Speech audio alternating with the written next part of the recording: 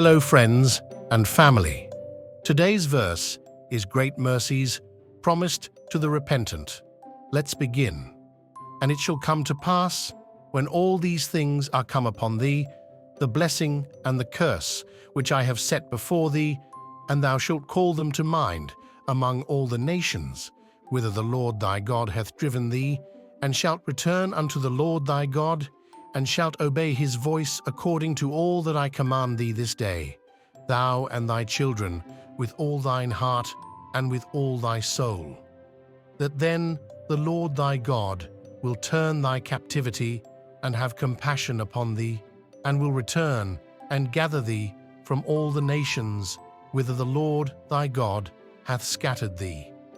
If any of thine be driven out unto the outmost parts of heaven, from thence will the Lord thy God gather thee, and from thence will he fetch thee. And the Lord thy God will bring thee into the land which thy fathers possessed, and thou shalt possess it, and he will do thee good, and multiply thee above thy fathers. And the Lord thy God will circumcise thine heart and the heart of thy seed, to love the Lord thy God with all thine heart and with all thy soul, that thou mayest live. And the Lord thy God will put all these curses upon thine enemies, and on them that hate thee, which persecuted thee. And thou shalt return and obey the voice of the Lord, and do all his commandments, which I command thee this day. And the Lord thy God will make thee plenteous in every work of thine hand, in the fruit of thy body, and in the fruit of thy cattle, and in the fruit of thy land, for good.